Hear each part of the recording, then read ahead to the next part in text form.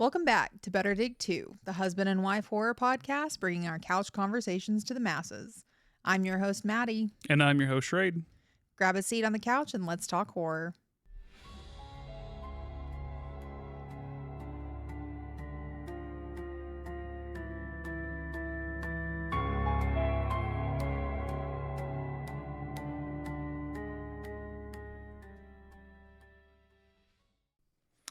Maddie, my love, I have a question for you.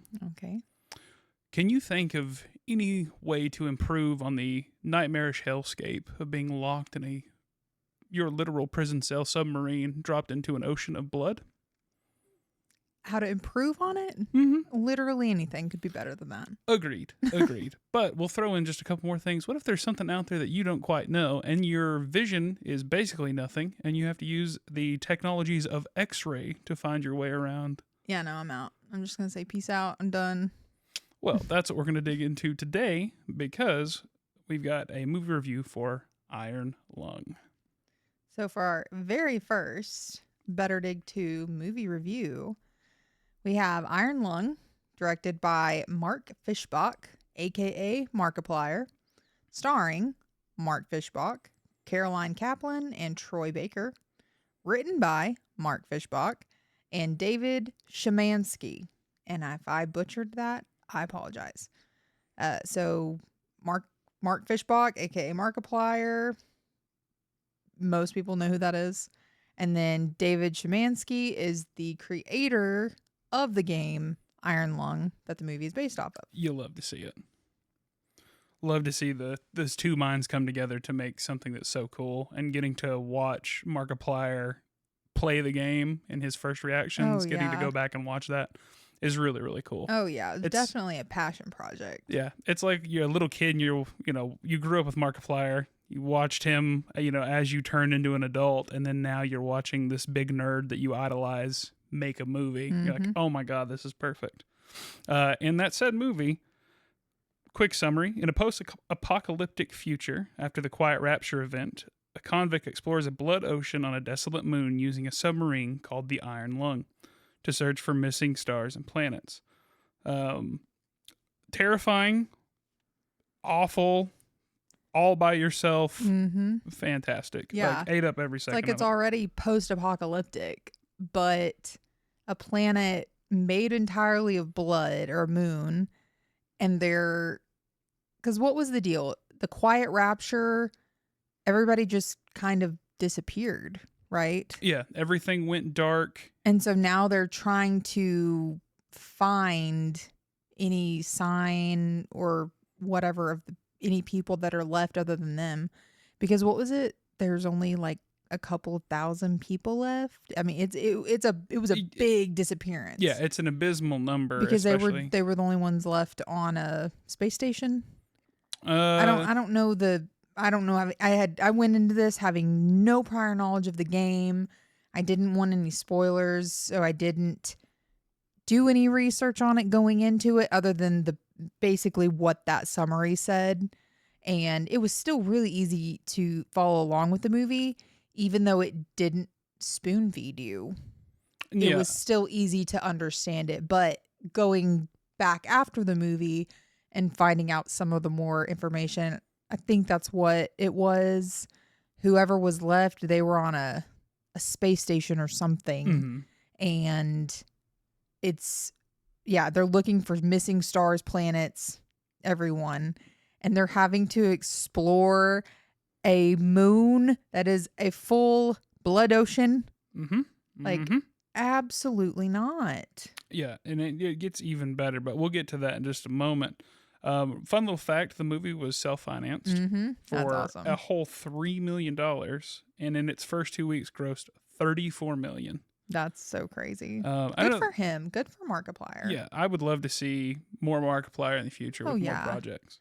I'd love to see him make more of these like video game movies. Oh, 100%. Because, I mean, who better to bring a video game to life? Yeah. It's the Henry Cavill effect. Yeah. You've got somebody who's passionate about it. And absolutely. And the acting in chops. their lane. Oh, 100%. And his acting chops throughout the movie were fantastic. Yeah. Because this was his debut. Uh, I I know he's been he's in a done couple other shorts. like internet shorts, Hmm. but feature length, Yes, feature film. I This believe was this is his his first one. first. Yeah, Did great. absolutely. And how did we score that movie, my love? So, in our pilot episode, we talked about our horror movie rubric that we've created, and that's how we rank our movies after we watch them. So, we're going to give you a little breakdown of our horror movie rubric. So, we have 6 categories based on the movie itself. Subjectively, we try to be as subjective as possible. And then we have one category, or objective, my bad. All the 6 categories are supposed to be objective. We do get a little biased in there sometimes. And then 100%. we have one subjective category. So, first category is acting quality.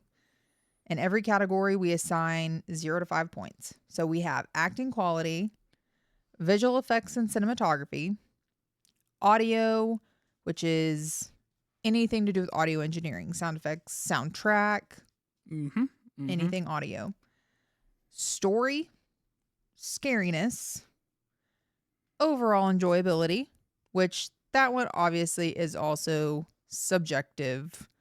Oh yeah, well it's very much environmentally based. Mm-hmm. If you had a bad viewing experience in movie theater, then Yeah. that kind of takes the enjoyability. Our enjoyability score could be completely different on the same movie, just giving the day, setting, anything. Scariness also can be kind of subjective because it's what does someone versus the next person consider scary. Mm-hmm. Haunted house movies for you, delicious creature features for me. Yeah.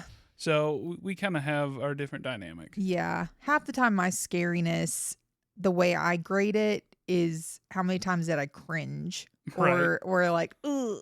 So that's typically how my scariness gets ranked. And then last as our bonus category, which obviously is very subjective. In this category, though, we can go from negative 5 points to positive 5 points. So we use that category if we had a big gripe about something in the movie, we can take away points, Right. give it even less. A lot of it could be special effects that were done kind of poorly. Yeah, especially if there was maybe overall something was fine, but there was like one thing, Mm-hmm. or even if we gave a category a 0 and it deserved less than a 0, we'll take points away. Correct. So that comes out to our scale would be 35 points is S tier, 30 to 34 is an A, 25 to 29 is B, 20 to 24 is C, 15 to 19 is D, and 14 or less is just a toilet because that's where that movie belongs. Correct. And one little caveat is these are snapshots taken directly after we get out of a Yeah, movie theater. we rank our movies immediately after watching them to try to get the most authentic reaction. Mm-hmm. And sometimes we'll go back and look at them, and maybe after we've chewed on the movie for a little while, our score will change. Or even if we go back and watch it again at another time, it might change. But we try to get our immediate reactions before we talk about it with each other. We like won't say anything about the movie until we rank it, and then we discuss. Right. So as far as I'm concerned, that covers the rubric. Yep. Let's video magic our way into the truck. Yep. So we're going to jump to the car where we did our immediate reaction to Iron Lung. We just finished watching Iron Lung, which is the Markiplier movie. Mm-hmm. So this is our immediate reaction and rubric scoring to Iron Lung. So started off acting quality. I gave it a 4. I also gave it a 4. So I think he did a great job for it being practically a solo cast. Oh yeah, I mean, without having any other actors to play off of visually and physically in the space, I think the emotion he was able to do solely by himself, and the fact that he made it feel so claustrophobic and Oh, contained. yeah. But we'll get into that in the next couple. Yep. Okay, so next category, visual effects and cinematography. I gave that one a 4 as well. I did too. For it was insane. What they were able to do with such a small space. The concept of the game was really impressive. I don't know. I gave it a 4.5. Not bad. Okay, so I thought it was great, especially after having just come off of a movie with some bad CGI. Correct. Yeah, we did do a Um, double feature. Getting a good practical effect, which was buckets and buckets of blood, which was just crazy. Yeah, like I I knew going into it was like one of those little fun facts that it was like the most blood ever in, quote unquote ever. Used in a movie. Mm-hmm. Yeah, But I believe it. yeah, seeing it was crazy. Yeah, it was really good. And just the. So, it's based off a video game. And so when there's status effects happening and you see it on your screen, it was him. You could see when he was getting the blurry vision or the delirium or whatever. It was portrayed really well. So even having not ever played the game or seen any gameplay of it, you can you could correlate what was happening and knowing that, oh, I bet right now like his O2 is low, or he's injured and he's doing this. I thought it was good. Oh yeah, we'll need to check the game out. Also, I really liked how the slow kind of degradation of the interior of the ship. Mm-hmm.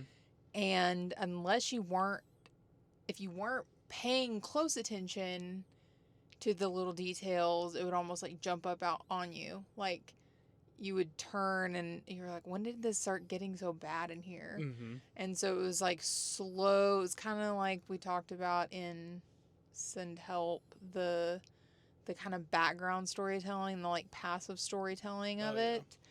And the like, oh my gosh, like this is getting bad and we didn't even notice it was getting bad. Yeah, I agreed completely. Like I also gave the audio a solid 4 just because like Same. talking about the atmosphere. I think it did such a good job when you would have the audio cues, the like voice box that's talking, and then like some of the cinematography they did with that was really really cool. But the dissonance, yeah, giving the not knowing if it was in his head, if he was really hearing it. uh-huh. All the noises outside, because he's just in a metal box. There's no visuals other than a basically kind of like a LiDAR camera. Is that what that was basically? It was it was X-ray, but it would but just singular stills, and so you would hear the thumping around the hull, and not knowing if it's just pipes banging or if it's something outside the ship. There's no visuals, so that was really well done. Yeah. Stories the next category. I went ahead and gave it a 4. I think it's so unique. Like I wanted to give it a 3, 3.5, but looking at it, like I don't know the last time I've been given something that I had to really think about. That touched on like claustrophobia, psychological horror, physical body horror. Like it did all of the things that just I really enjoy in horror. Yeah.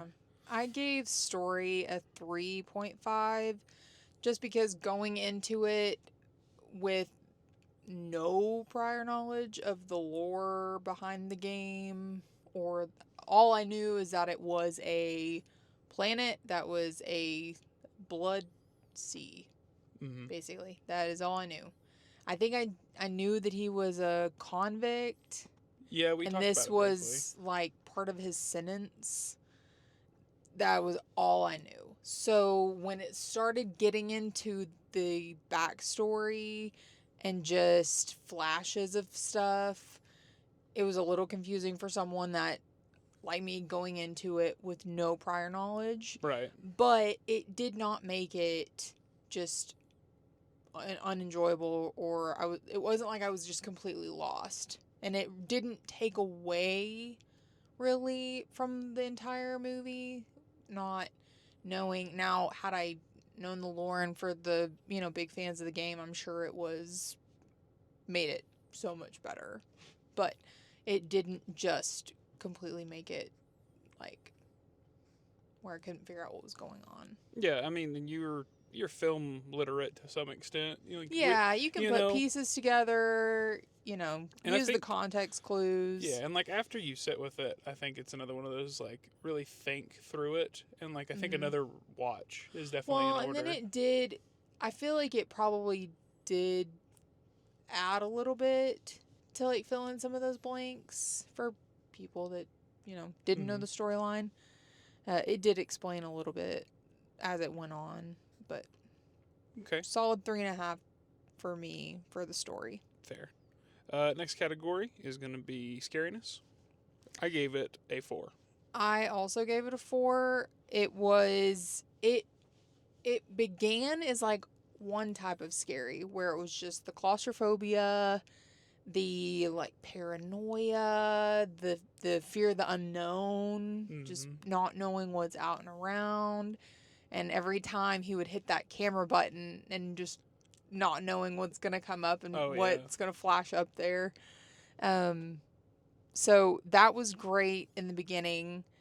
And then by the end of it, I mean, it transformed into straight up like gore, body horror, creature. I mean, so it kind of ran the gamut of all the scaries. 1,000%. It checks all of the boxes that I personally enjoy when it comes to horror. Did jump scares? Like maybe like one, like the paranoia part, like seeing something out of the corner of the eye. But not really any like jump scares, which I'm not a big fan of jump scares because I feel like they're cheap. Yeah, so they are cheap, and I thought it was good. Agreed. And then our enjoyability, I gave it a 4. I also gave it a 4. It was just a great watch. It's such a unique and fun take. There wasn't any point in the movie that I was sitting there like trying to check my watch to see when it would be over. It was more of just like, how much time do I have left? Yeah, like where is this gonna end? Yeah, like, because the pacing of it I thought was really well done, because it goes from like really slow, just like in a video game where you're trying to figure out the mechanics, and like your tutorial missions like really, really slow, and you're learning about it, and then he like even touches on that with going through the logbook and the instruction manuals, and he's just, I'm not reading this shit, and like kicks it over to the side, and it's like, okay, cool, and then you have to go back in the middle because you're like, oh crap, I never used that button, like what is that for? And then so I thought that was really fun. Yes. And then now we go to bonuses. Okay, so I gave it 2 bonus points. Okay. One, so Markiplier did a great job. Is this his first movie act? Yes. I mean, his first acting Yeah, I think this is role? his first acting credit. Okay. He did a great job. But I really liked the way he kind of made it feel like he was, the player, like the player in the game. Right.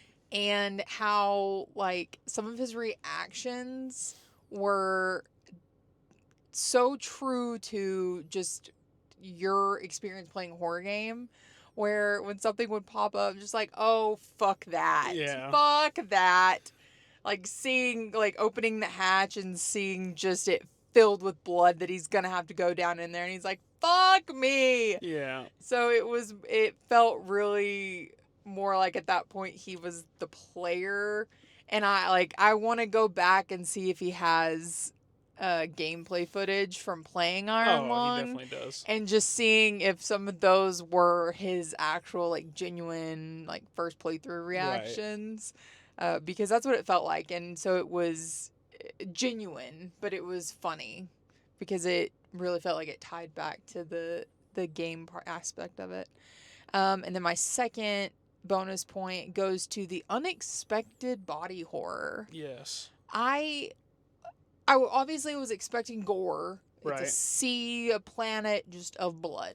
Like, and the fact that you had given me about it, having the most fake blood used in any movie, we knew there was going to be gore. Oh, 100%. But I did not have any clue of the his body morphing and then losing the whole arm. Spoiler alert. Just a heads up. All of our movie reviews are going to be a whole spoiler alert. That's the point of doing this. Fair enough. Yeah.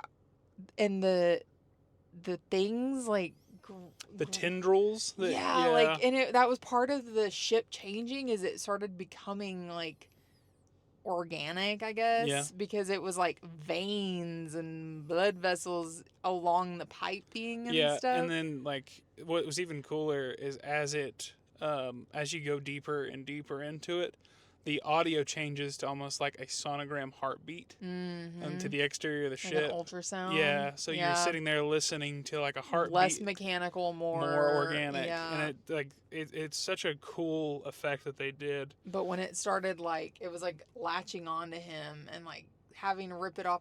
I had noticed that earlier is like his bandages where his wounds on his arm were just kind of like road rash. Yeah, bruises. And he had wrapped him up, and then they were like getting saturated with blood, like from the sore, basically, like big wounds. Yeah. So it was like the blood on the bandages didn't match up to the wound that we knew to be underneath, but you could see it spreading.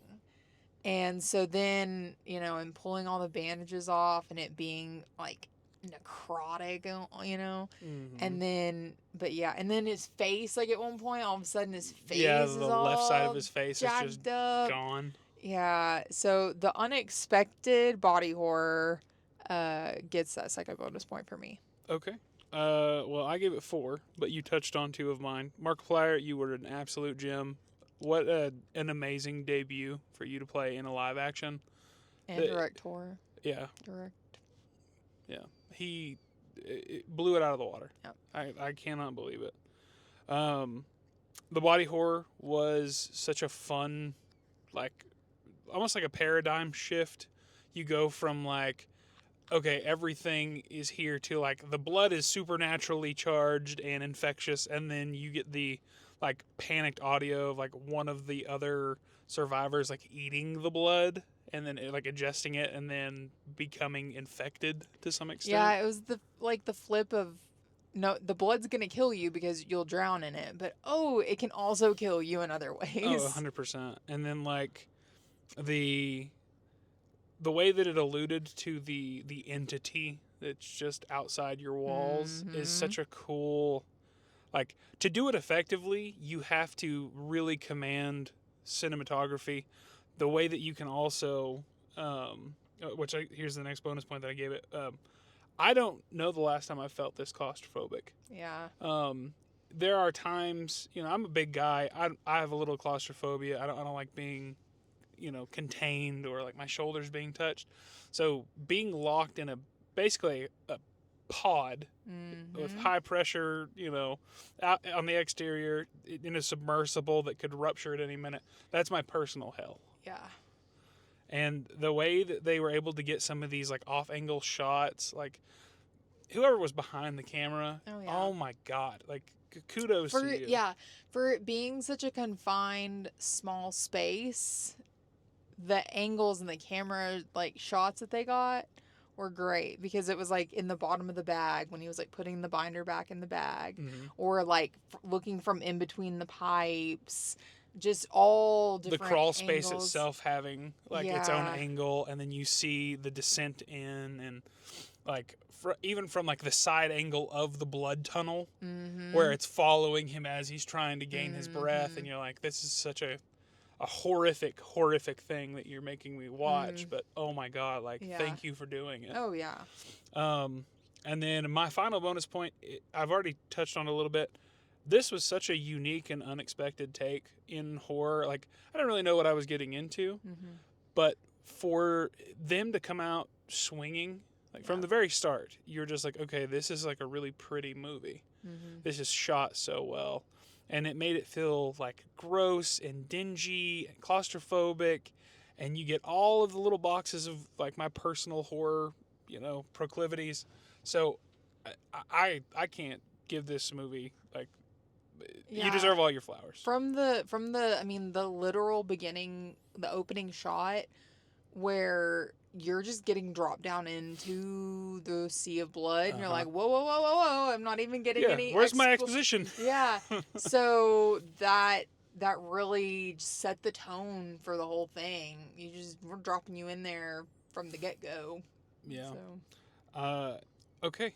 Your final score was a 25.5, which is like handily a B. I gave it a 28.5. I am on the cusp of A. Yep. And I think solid B plus. Yeah, and I think it was an incredible movie. If you get the chance to go watch it, please go watch it, consume it, do anything you can to be a part of it. I want to see Markiplier do more. Oh yeah, he was great. And we're back on the couch. I have a couple things that we need to discuss post haste because I've been waiting a full week and a half before we could get this recorded. We need to talk about some of those scenes. Okay. Very first one that I want to talk about is, spoiler alert, by the way, his first picture of the creature down below. So, the x-ray machine is flashing. He's getting something. There's been some contact with the hole underneath. And you get first contact. And it does not pull a punch. It is just fully a sketchy giant fish face right next to wherever this camera angle is, which is directly in front. Well, the first one, you think it's a skeleton. So it's like not as scary. It's just a skeleton. You find him at the bottom of the ocean.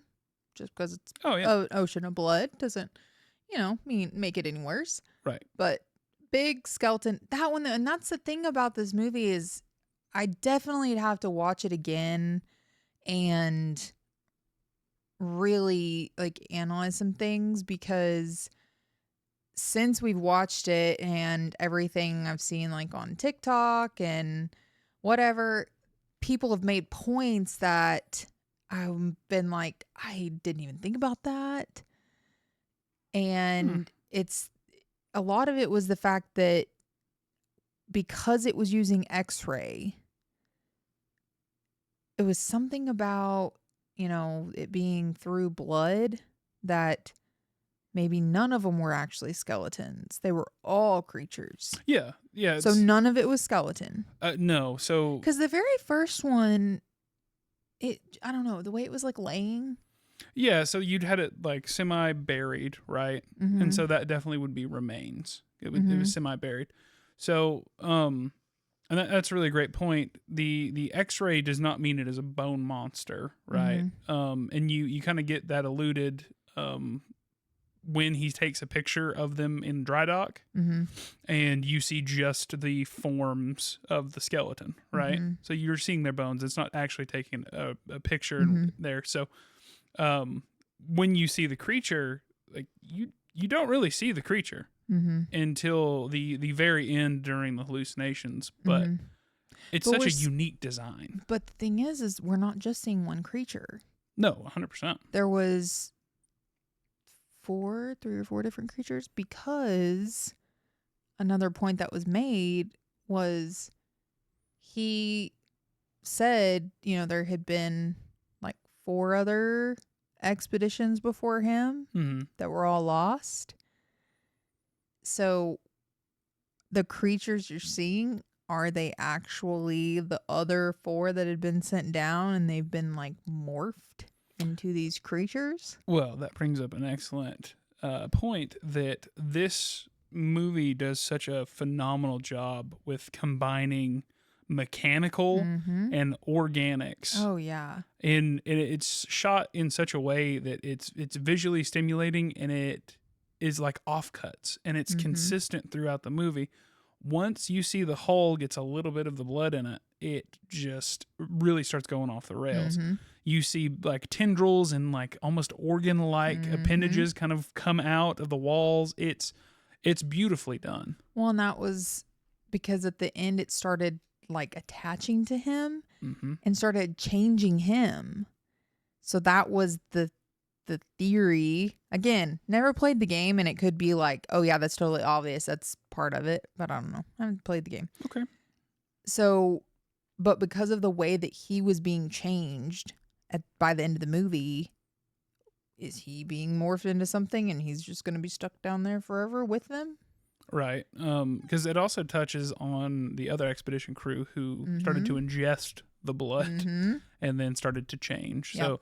So we definitely have that. Mhm. But getting back to just some more quick scenes, because we don't want to divulge. Mhm. We could talk about the movie at length, but we don't want to do that here. We want you to enjoy it and go watch it. Yep.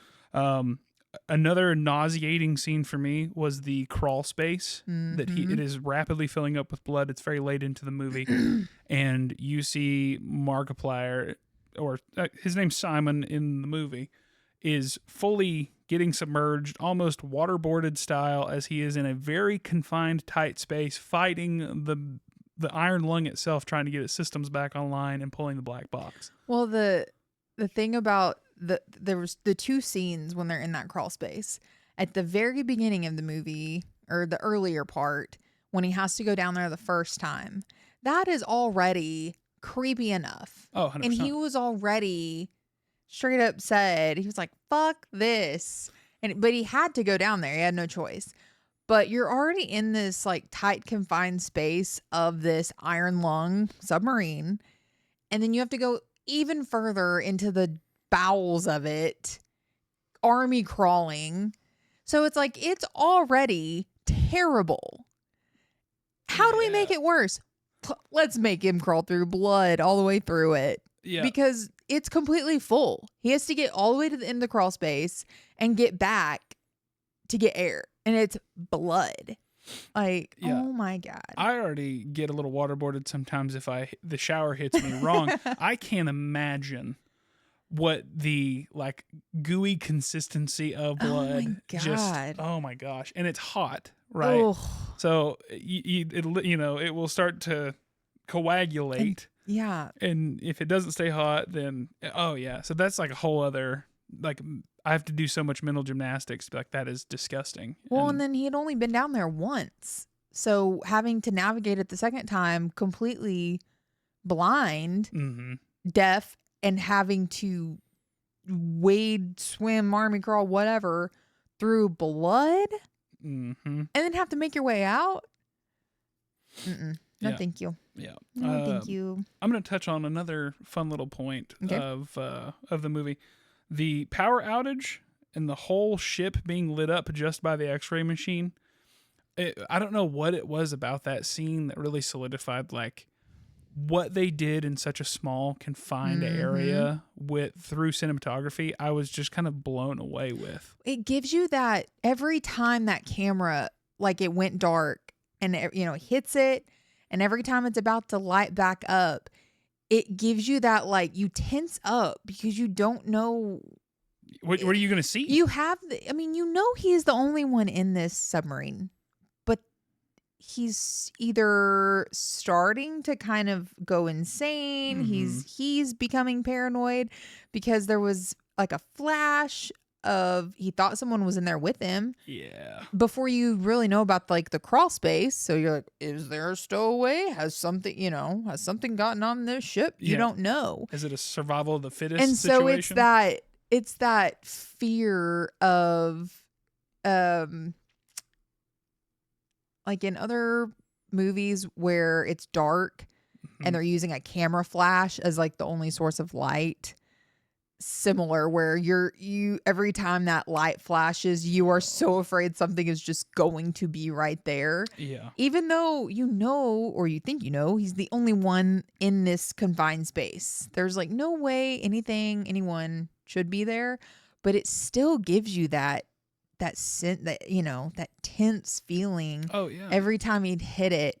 And then that was one of my favorite like callbacks, I guess, was the fact that he that was his only light source at points, so he kept hitting it to try to read the stuff or whatever. So it's it's to be used to take pictures, but it would light up the interior of the ship when he needed light. So he just kept hitting it. And then later, and they'd even said, take as many pictures as possible, take as many pictures as possible. Then he later finds out that it's not just a camera, it's X-ray.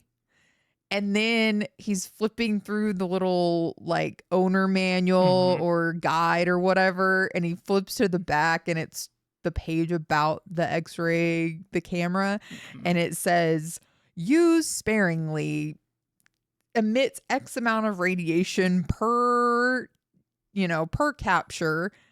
And he has just been spamming it. Yeah. And he just stares at it. And then he shuts the book because he's like, well, it's too late. Yeah. And also Jacksepticeye took a nice little hit. Yeah. So that was pretty great. Yeah. And Troy Baker. Troy Baker was the other one in the back. Oh, yeah. Troy Baker was in the back. Because it was, Jacksepticeye, which I don't know his real name. And then Caroline Kaplan. And then, Troy Baker was the third one. Mm-hmm. So. Are there any other scenes that you'd like to jump into? I know there's a lot. Yeah, I mean, just they did so good with such a small cast and environment. I mean, set. It was just so contained, and they did so much with very little. Oh, 100%. So I think that speaks so much to the writing and the acting. Yeah, I think that actually brings us up to our next little topic here is some of the more like prevalent effects and some of the favorites. Yep. So I had down the claustrophobic atmosphere, which you just touched on. For what they were able to do in such a small space it's so well done, and there's no point where you get tired of it being set in this small location. Yeah.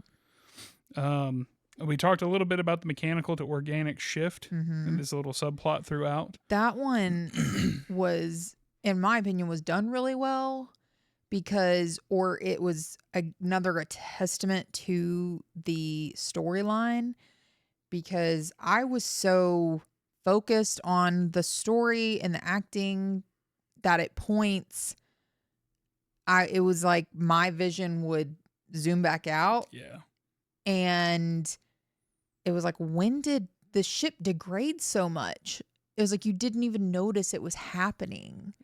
It was done so well that just the slow you saw it though. It wasn't like they were hiding it. No, they would prevalent. Zoom in and they would show those details of certain things happening, and like you knew things were slowly going wrong with the ship, but you were so focused. I mean, it was really easy to slip into Simon's shoes and feel that fear and that, he had to get that job done because his life and his potential freedom hinged on it. Right.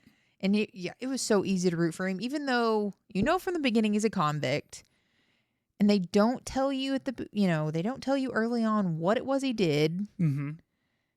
So you can't really form an opinion whether is he guilty? Is he innocent? You don't know. But I don't want to be in that position even if I was guilty. Right. So it's easy to root for him. And then talking about effects, I guess this would fall under that. I really liked how haven't played this game, but I have played other first person kind of escape room type problem solving games where it similarly is in a confined space and you're trying to find the clues to get out or to fix something in time. So it was cool that, to me, it felt like at some points it felt like you were in a game. Yeah. In his, I guess, point of view, but there was some things that would happen where I was like, this has got to be straight from the game. This element or something. So I thought that was really cool. And I guess going on the acting side of it, I want to go back and watch videos of Markiplier playing Iron Lung It's good. I've started. because I feel like some of his reactions or what he did in the movie had to have been how he actually reacted maybe on like first playthrough, Oh, probably. because it felt like, playing a horror game, especially the very first time he goes down to that crawl space, like I said, Mm-hmm. he was just like, nope, nope, fuck me. And then he opens the hatch and he sees it's dark down there and he's like, damn it. And then he tilts his head down there and peeks in and it's just like, fuck me. And I was like, that is such a genuine reaction yeah. playing those games, because you have to go. Like, they're going to force you to go down there or go down that dark hallway or whatever. And it's just, it just seemed like such a, I would do like a side by side and find those reactions, because I bet those are how he actually, reacted playing the game. That'd be really fun. I definitely think a rewatch is up. Oh, yeah. And especially after everything I've learned since watching the movie and theories, I definitely want to rewatch it to dive deeper or like dissect it more, because I think, like I said, they did a good job of not spoon feeding everything to you. And so you would definitely get something out of a rewatch on this one. Yeah, and I mean, again, if you're gonna watch it the first go around, you don't need to go into it with a bunch of information. You definitely can go in primed. If you get lost, there are plenty of other places that will go in depth, explain it, play the game, enjoy the game. But I think really you could just hop into it. Oh, yeah. I mean, I didn't know anything about the game and I completely enjoyed the movie. Now, I know there are things that I definitely missed that I probably would have understood had I known the lore behind it, but it didn't detract any from, understanding the movie, enjoying the movie. So it's definitely, they did a good job at making it enjoyable, accessible to anyone. Yeah, I think it's absolutely stellar, and it evokes so many feelings. But I do want to ask you, if you had to give me 3 descriptors that the movie made you feel, just quick, dry, simple. Gosh, I mean, claustrophobic, obviously. Number 1 on my list. Yeah. Dread. There was just so the quiet, the very first scene where there's no like exposition. You are getting dropped into this blood ocean. Yep. I mean, no, they didn't hold your hand. And it's just like the what's the guy, the Punisher, the guy that plays the Punisher? Wait. That's how I felt going into it. It was just like all gas, no brakes. So, and then just that like sense of impending doom. Yeah, I couldn't have. I can only agree with you so much, especially and I want to agree with you more. When you hit that like point of no return at a point in it, and it's like all is lost, and then there's a little ray of hope, and then that kind of gets yanked out too, and so, but I liked the ending. I liked all of it, really, and it's. My usual like bugaboos in movies are or stuff that pulls me out of it, even though it's fantasy, it's post-apocalyptic, but I like to be immersed. And when there are just glaring issues that pull me out of that immersion, that really affects my, first of all, enjoyability of the movie, but those are the times that I don't care to rewatch it. Those are the things that end up standing out to me. That in this one, obviously that those are easier to like explain away in a fantasy sci-fi, because you can just say, well, that's just the world, or that's, this magic system or whatever. Those issues can be more easily explained away. So, but this one, I don't think I had any of those points where I felt pulled out of the immersion. So I think that's what snowballed that claustrophobia to dread to impending doom, because it felt like I was in that submarine with him or alone. I was Simon, Yeah. And so I think they did a really good job about making you feel like you were in there too. Mm-hmm. So some of the takeaways that I got from the film as a whole, again, this was a passion project, Oh yeah. and that translates so well Mm-hmm. to what we saw on screen. The cinematography did such a great job with environmental storytelling that I have a hard time with when you're spoon fed all this information. I like the fact that you can see all of it directly in front of you, but it's never so blatantly pointed out. So some of that is the storytelling. We need more storytelling like that in horror. We need more fun and unique ideas in horror. I think that the genre, horror movies that make you think. yeah, I think the horror genre as a whole really has a whole lot of creativity that you can really flesh out, and I'd say more than most, right? Now, execution is the double-edged sword of it. Can your weird, cool, creepy idea translate to film, and can you get, just your standard watcher or enjoyer of movies to spend the money, spend the time, and do it? Oh yeah, because had his name not been attached to this would have been a movie that we might have found in 5 years digging through Amazon Prime, like some of the movies we end up reviewing, and they were really good, but because they didn't have any big names attached to it or a big theatrical release, you miss it. So a lot of the success of this movie has to do with him and his name and his following. Right. But I think it still it still stands on its own 2 feet. Oh, 100%. And I think that it's such a good place. You get a video game turned to movie, famous YouTuber who I can't think of a whole lot of people who are against Markiplier. Yeah. I want to see more from him. Oh, yeah. I would love to see more people be passionate about their fandoms and bring it to the big screen and bring new people into enjoying horror. Well, and it's a new idea. It's not a sequel of every other, because unfortunately that's what we get in horror so much, is just they find a franchise that everybody likes and they just keep beating it until it's dead, and then they keep beating it. Yeah, I don't think we're going to get an Iron Lung 2 Electric Boogaloo anytime soon. But if we do, I think that it was taken care of so much with the passion of the project.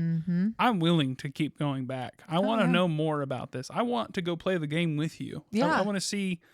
I want to see what that universe entails.